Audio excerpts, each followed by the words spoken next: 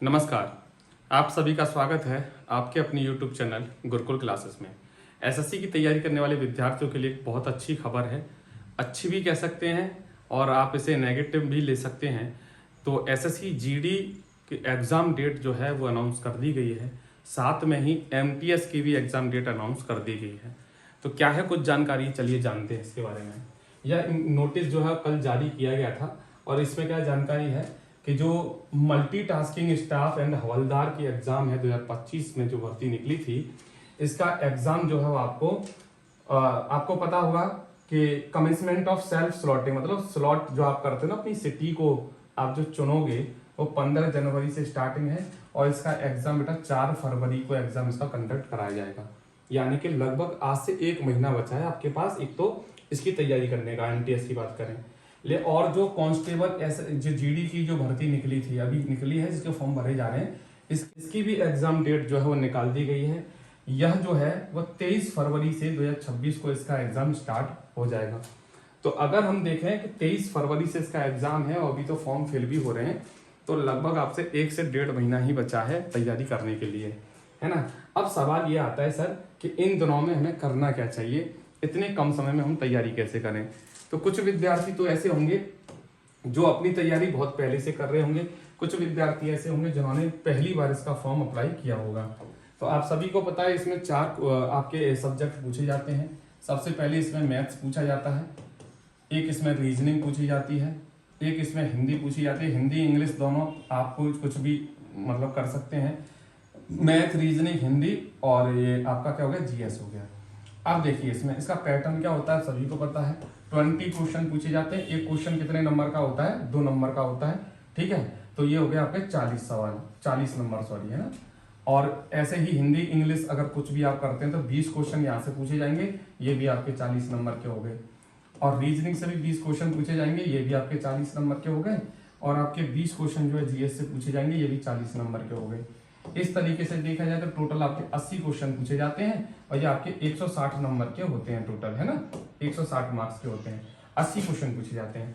पिछली बार, अभी तक तो फाइनल कट ऑफ पिछली वाली एसएससी जीडी की भर्ती की अभी निकली नहीं है, फिर भी मैं आपको बता दूं कि इसमें समय जो मिलता है आपको 1 घंटे का समय मिलता है और 1 घंटे के समय में आपको 80 सवाल अटेम्प्ट करने होते हैं। इसकी हर बार की कट ऑफ जो है आप सभी को पता होगी। 2024 में जो आपकी भर्ती निकली थी उसकी भी फाइनल कट ऑफ नहीं गई है, लेकिन पिछली बार के मुकाबले देखा जाए तो इस बार जो कट ऑफ गई है, यानी 2024 वाली एसएससी जीडी की जो कट ऑफ गई है वो कम गई है ना, 123 नंबर के अराउंड गई है। और जो फाइनल कट ऑफ में आप सभी को पता है 4 से 5 नंबर बढ़ते ही हैं, तो इसकी जो कट ऑफ है लास्ट कितनी चली जाएगी, 128 से 129 नंबर इसकी जो कट ऑफ चली जाएगी।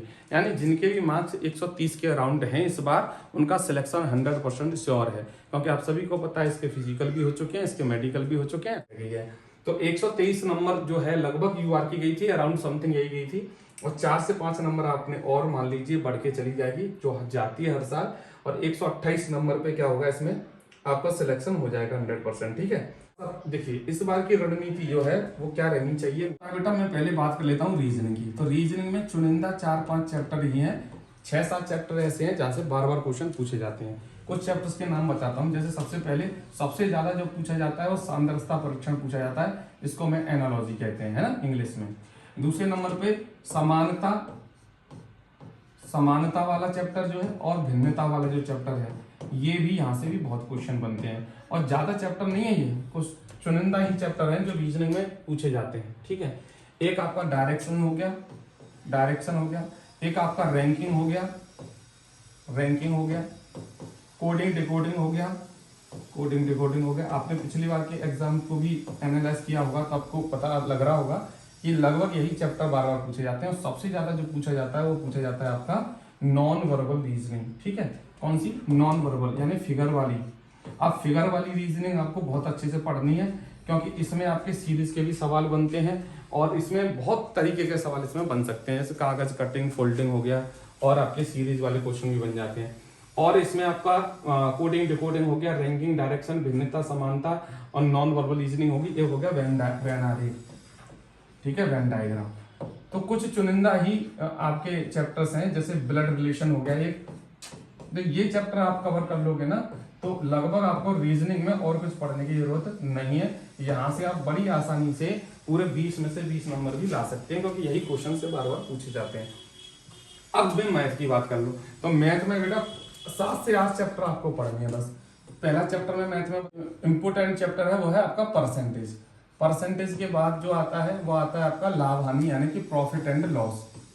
इसके बाद अनुपात और समानुपात, ठीक है, अनुपात और समानुपात।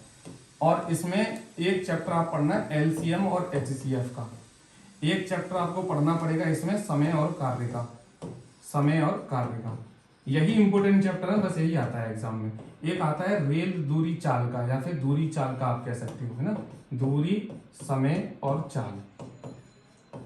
एक चैप्टर ये हो गया। परसेंटेज, लाभ हानि तो ये मान लो छोड़ के नहीं जाने। परसेंटेज, लाभ हानि, अनुपात समानुपात, लासा मासा, समय कार्य, दूरी चाल, और एक चैप्टर आपका मेंसुरेशन का हो गया। देखिए मेंसुरेशन से भी बहुत क्वेश्चन पूछे जाते हैं, तो ये इसको मत कर देना। मेंसुरेशन से भी बहुत क्वेश्चन आजकल पूछे जा रहे हैं, ठीक है। एक हो गया आपका एवरेज का चैप्टर। यही कुछ चुनिंदा चैप्टर हैं, अगर आप इन पे काम कर लोगे ना अपने, बाकी 45 दिन का मैं आपको बता रहा हूँ, इन पे काम कर लोगे तो आपके मैथ में भी बहुत अच्छा स्कोर आ जाएगा, क्योंकि इससे बाहर कुछ आना नहीं है। अनुपात समानुपात, लाभ हानि, प्रतिशत, 3 क्वेश्चन एक चैप्टर से पूछे जाते हैं इसमें। समय कार्य, दूरी चाल, एवरेज, मेंसुरेशन, है ना, ये वाले चैप्टर हो गए। मैं बात करूं हिंदी की, तो सर हिंदी में क्या पढ़ना है, तो हिंदी में आप कुछ मत पढ़ो, पूरी वर्णमाला आपको पढ़ने की जरूरत नहीं है। बस आपको कुछ चैप्टर पढ़ने हैं, जैसे एक पर्यायवाची हो गया, विलोम शब्द हो गया, एक आर्ती अनेक आर्ती हो गए, मुहावरे हो गए, लोकोक्तियां हो गए। ना तो कोई साहित्य पढ़ना है, ना वर्णमाला पढ़ना है, ठीक है। हाँ, कुछ चैप्टर ये पढ़ लेना बस आप, जैसे अशुद्धि वाले जो चैप्टर है वो वाले, वाक्य हो गया, वाच्य हो गया, है ना, ये वाला ये पढ़ लेना। और साथ में शुद्धि और अशुद्धि वाले भी पढ़ लेना। शुद्धि और अशुद्धि वाले जो होते हैं ना, वो वाले भी चैप्टर पढ़ लेना। और इसमें कुछ ना तो साहित्य पढ़ना है, ना वर्णमाला पढ़नी है, बस पर्यायवाची, विलोम शब्द, एक आरती अनेक आरती, लोकोक्तियां, मुहावरे, ये वाले चैप्टर आप पढ़ना। हिंदी में है तो यहाँ से काम हो जाएगा आपका। अब बात कर लेते हैं बेटा किसकी, जीएस की। तो जीएस में देखो, आपको ना तो हिस्ट्री पढ़नी है, ना पॉलिटी पढ़नी है, कुछ नहीं पढ़ना है। आप बस 2 चीज पढ़ना, 2 से 3 चीज। पहली, करंट अफेयर्स पढ़ लेना, पिछली 1 साल की पूरी मैराथन देख लेना। हालांकि मैंने अपने चैनल पे भी पूरी साल की करंट अफेयर्स की मैराथन कराई है। करंट अफेयर्स देख लेना, और एक स्टैटिक जीके। सबसे ज्यादा जो एसएससी जीडी में पूछा जाता है, स्टैटिक जीके पूछी जाती है। स्टैटिक जीके की पूरी प्लेलिस्ट मेरे चैनल पर बनी हुई है, आप चाहें तो देख सकते हैं वहां से, और आपकी इच्छा है आप कहीं से और से भी पढ़ सकते हैं। करंट अफेयर्स, स्टैटिक जीके, ये 2 चीजें होगी। ये आप ये मानिए कि यहाँ से बहुत अच्छा स्कोर आप कर सकते हैं। बाकी इकोनॉमिक्स थोड़ा बहुत पढ़ लेना, यहाँ से भी क्वेश्चन तो नहीं है। ज्योग्राफी बिल्कुल नहीं पढ़नी, पॉलिटी बिल्कुल नहीं पढ़नी है। यहाँ से 1-1, 2-2 क्वेश्चन पूछे जाते हैं, उसके लिए आप अपना समय बर्बाद करोगे, क्योंकि पूरे को कवर करना नामुमकिन है।